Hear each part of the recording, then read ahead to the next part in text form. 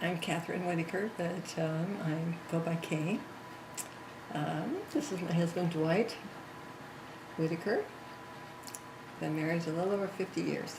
And how many children do you have? We have 4 boys and 4 girls. And how many grandchildren? We have 24 grandchildren and 1 great-granddaughter. A lot of times people say that we remind them of a Disney movie.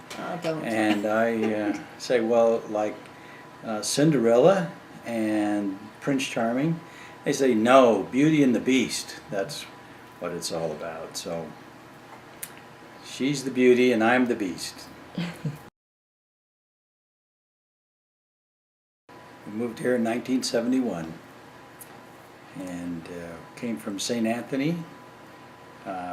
We spent a year in St. Anthony, and prior to that we were in Moscow finishing up a master's program in education, special ed, and I was hired by vocational rehabilitation to start a program in St. Anthony at the State Youth Training Center. And then we heard about this new program for people with disabilities in Idaho Falls, starting up, trying to provide some vocational training for adults with disabilities, and that was exactly what I wanted to do. So we applied for the position, eventually were hired for the position, and started a career that lasted about 37 years at Development Workshop, serving people with disabilities. And my good wife has been very supportive of that.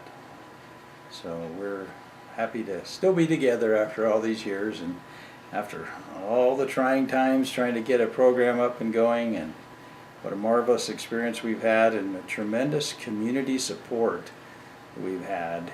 So we felt like that experience with the community has helped us transition this new program of Just Serve.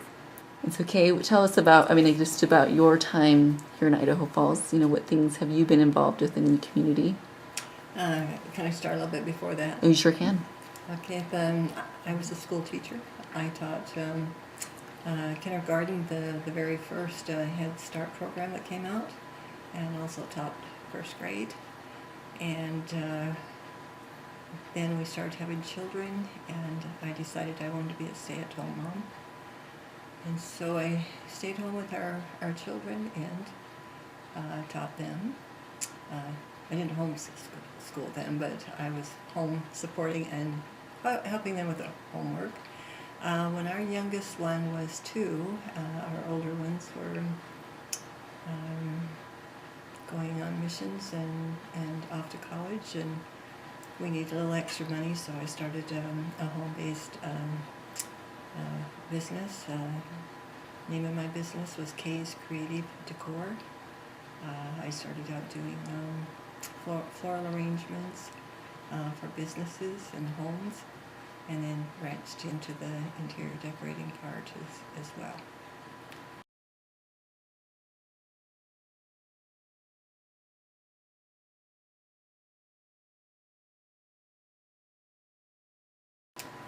I had always wanted to be a school teacher from the time that I was young. And anyway, I just really love teaching. Well, I've always kind of felt like I needed to help the underdog. And in the 70s, the underdog was a person with a disability, especially adults. They really didn't have any place to go, or there wasn't any formal training programs for them in our society, at least within eastern Idaho. And just have always enjoyed giving people a hand up and boost whenever possible and opportunity. So it's just kind of been a motivation. I had a cousin who as a child had a very high fever, and she obtained some brain damage as a result of that, and so was developmentally delayed herself, and So at an early age, I had some exposure to people with disabilities, and just found it to be very rewarding, and enjoyed helping any way we possibly could.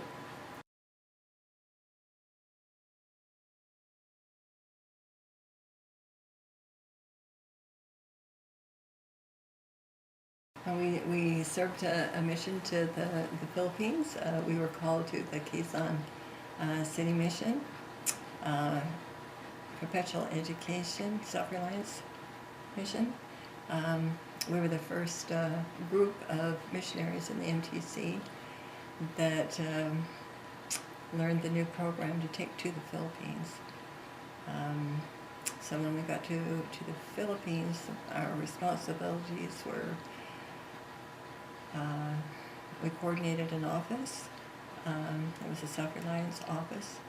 We helped, we did career workshops, self-employment workshops. We helped people get jobs. It was very hard for them to do interviews because they are very shy and they would look down. And so, and of course, us being Americans, we gave them nosebleeds, meaning that we made them nervous. But it was always fun when they came in to begin with, and they would look at us in the eyes, and before the day was over, they were laughing and talking, and we'd helped them to be able to establish some self-confidence, and polishing up their interview skills, helping with resumes, and we did mock interviews with them, and then we researched and helped them find jobs. Did letters of endorsements for them. We also taught English classes there at both the Institute and there at the center. We were responsible for also training the stakes and the districts, 19 of them under the old self-reliance program, and then the new program. We were One of our joys was in two of the missions, the Quezon City North and also the Quezon City, the missionaries going home every 6 weeks. We would do career workshops for them. Another delight that we had was on the weekends. We served in the newest branch of the mission. We would drive an hour and a half up to the mountains. We had to leave early so we could get there by 9 o'clock. And Dwight helped the branch president. That little branch was only 3 months old, but he helped the branch president. He taught priesthood and Sunday school. And my assignment was to teach all the youth, ages 12 to 21, both Sunday school and then young women. I was able to get a grant for 4 keyboards, and for what we had 6 of them. And I asked the branch president to give me 3 of the best, or ones that he thought could learn, because I was playing the keyboard for sacrament meeting, and they would, when we left to go home, there wouldn't be anyone to replace me. He sent me 17, and so I tried to teach 17 of them in like about 6 weeks. You take it from there. Well, you should also talk about what was the highlight of the keyboard lessons that happened just before we left. Oh, well, just to back up on the keyboard lessons, that was so difficult for me. Of course, I just had music that my daughter had sent me, but our self-reliance manager was so supportive that he actually had music books ran off, and they assembled them there in the Self-Reliance Center for 18 books. And so that's how I had music to teach them. But the girls, some of them would pick it up very easily, and the younger boys had difficulty. And without me even saying anything to them, they just switched, and the girls would go and sit with a young man that was having a difficult time, and so that it was such an example of service to me that without being asked, that these youth would help one another. Well, one of the major tearjerkers when we left the Philippines was this little group of music students that Sister Whittaker had been helping along. Did a musical number for her.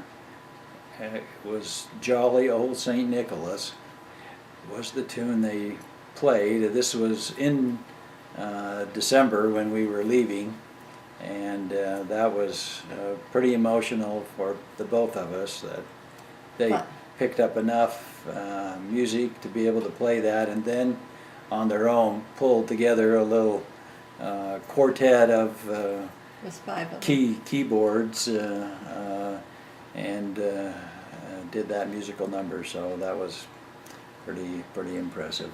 So she had a major impact on the lives of the people in the little Sampaloc branch in up in the mountains out east of Metro Manila. So Here's a picture of my Sunday school class. When we got there, I only had three young women and 4 or 5 in the Sunday school class. And when we left, there was up to 17 in the Sunday school class and about 12 or 13 young women. The missionaries did really a good job of teaching them, and then they bring them to church, and then I had the joy of teaching them. Of my assignments, so to speak, when we would arrive in church to our little branch, I would go in and give every sister, every woman present, and the young girls and the young boys hugs. And they one time, of It course, was actually the other way around. Her responsibility was to receive the hugs that the people gave her. So that was her assignment. we had a detour one day and did not get there until 45 minutes late, and I called up and said, "I'm sorry, there's a detour we can't get through."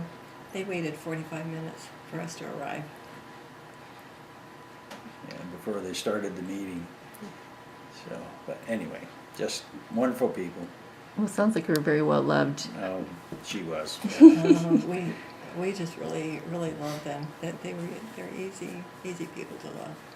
It was a fun experience, and we loved the people. They were just so kind and patient with us, and we cried as much when we left the Philippines as we did when we left our own families to go to the Philippines. So we have a lot of family in the Philippines now.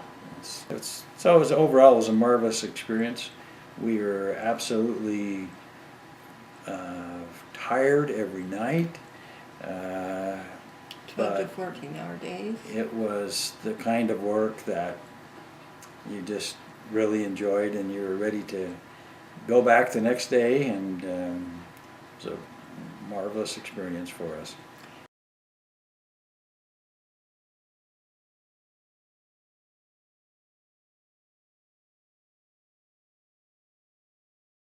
Called in May of 2015 to be the coordinating couple for the Just Serve program. Was that something you had expected when they called you?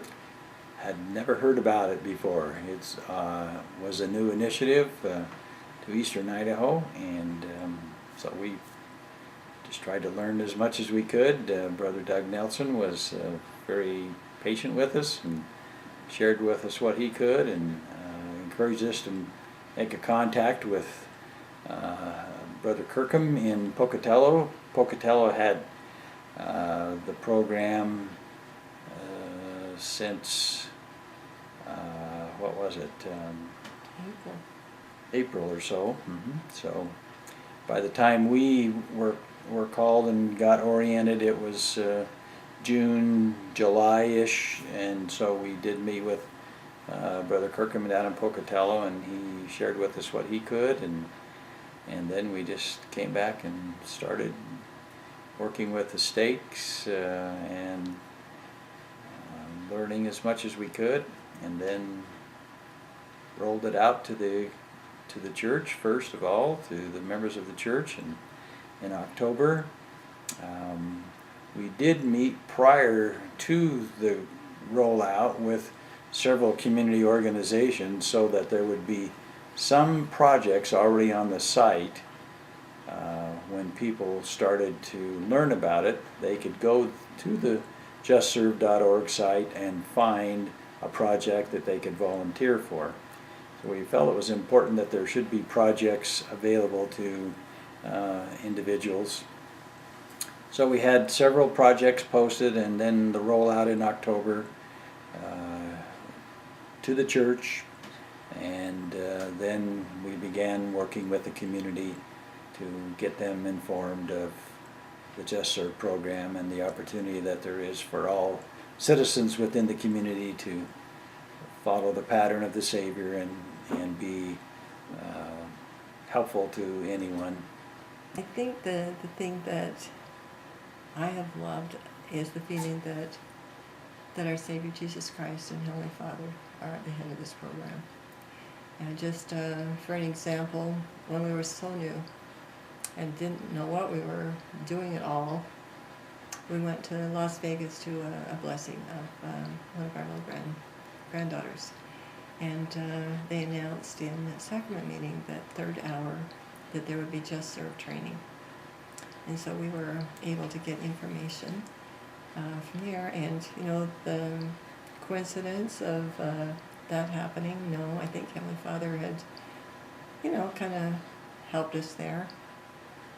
Another time we went to Salt Lake, and the person that was over this area was out of the office, and we waited and waited, and she didn't come back. But we just thought we're just going to sit here and wait. And finally they took us back so that we could talk to someone else who kind of, they didn't give us any training, but just more enthusiasm of the program. And another gentleman stuck his head in and, you know, was there anything he could do to help us? And I said, we really need the booklets. He says, how many do you need? Because on the website to begin with, they were $12 each. That's a misprint. But anyways, we said, well, we've got 19 stakes, so we went and got 20, I think. He said, anything else we can help you with? And I said, yes, we would like to have 50. And he said, I like the way you think, and went and got us more. If we've had any success at all, I think it's because of the inspiration of the Holy Ghost and that Heavenly Father and Jesus Christ are in this work. Well, we've had the marvelous experience of visiting with several organizations within the community, schools, nonprofit corporations, City of Idaho Falls, City of Ammon, just been great. What now? Parks and Recreation, hospice. Yeah.